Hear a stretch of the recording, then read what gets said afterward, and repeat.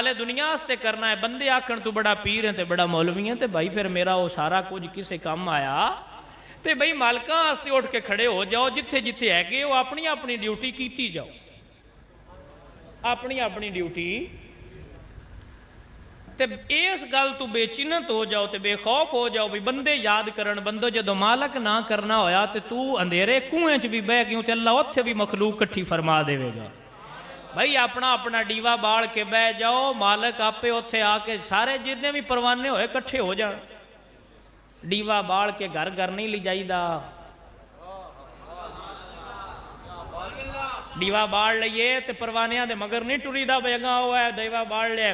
Diva बाल के रख छड़ी दे, जे मालकां दे नां ते बलिया होया तो सारे कट्ठे हो जाणगे।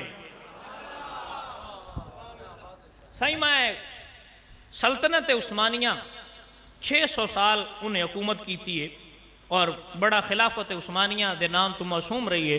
उसके अंदर एक बादशाह गुजरिया सुल्तान मुराद। सुल्तान मुराद दे दौर के अंदर सुल्तान मुराद गश्त कर रहा सी रात को अपनी हुकूमत के अंदर मामलात चेक करने वास्ते लिबास बदल के उन्हें वेख्या कि एक बंदा जिहड़ा गंदगी के ढेर ते उहदी लाश पई हुई है, मरिया पिया, उत्ते मक्खियां बिन बिना रही ने, तो बंदा कोई हाथ नहीं पिया लांदा।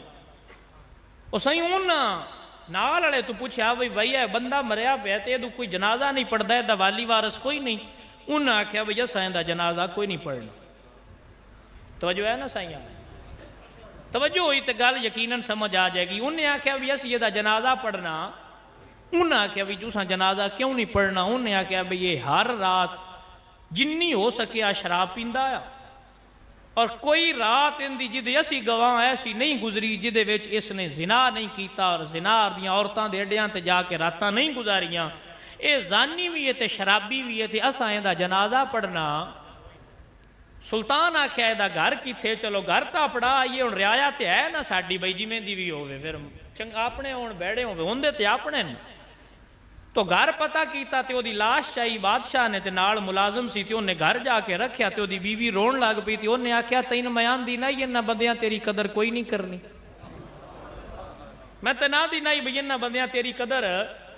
बादशाह जाता होया रुक गया, वापस आया तो उन्हें आख्या भी ये किवें दी तू गल कीती है, जानी ते शराबी दी कदर दुनिया क्यों करे? उन्हें आख्या बई गल इंज ही है, उन्हें नहीं सी पता भी ये बादशाह। उन्हें आख्या बई गल इंज ही है, मगर मेरी गल सुन के जाई, ये बंदा जानी ते शराबी ना आ, हर रोज अपनी मेहनत के कमाए हुए रुपये लैके ते जाके जिन्ना हो सकिया शराब दियां बोतलां लिया के ते घर दे खूह विच डोल छड़दा भी कोई मोमन पी के बहक ना जावे। जिन्ना सो सकिया अपना माल वेच के ते पैसे ले जाके कोठे वालियां बीबियां नूं दे के आंदा, अंदरों कुंडी ला ला, अज दी रात किसी मुसलमान नौजवान दी रात तेरी वजह तू खराब ना हो जावे। ते वापस आंदा आया तो मैं इनू आंदी बे तू मर जाना है, तो बंदियां तेन जानी ते शराबी सदना, तेरी कदर किसे नहीं करनी। ये मैनू बोल के आंदा कर्मा वाली मेरी नीयत चंगी है, जदों मैं मरिया मेरे जनाजे च बादशाह ते अल्लाह दे वली आउणगे। अज वेख मरिया पिया ते चाह के लियाउण वाला तू है, बादशाह दी अखां च अथरू आ गए। तो उन्हें आख्या अल्लाह दा फजल के अल्लाह मैंने एडे वली दा जनाजा पढ़न दी तौफीक अता फरमा छड़ी। साईं फिर कुस्तुनतुनिया दे शहर दे अंदर जिन हुण इस्तंबुल सदे उस दे अंदर उस अल्लाह दे फकीर दा जनाजा पढ़ाया गया। ते बादशाह जनाजा पढ़ाया ते वक़्त दे वली, वक़्त दे गौस, वक़्त दे कुतुब, वक़्त दे अब्दाल, वक़्त दे उलमा, मुफ्ती ते शेखुल हदीस ते पूरा इस्तंबुल बाहर आ गया। ते सारी दुनिया दा जनाजा पढ़ के ते पढ़वा के मालक बंदियां नूं दस्या जे नीयत चंगी करके मेरा काम करदा रहो, मर गयूं ते मैं तेरे काम करदा रहांगा।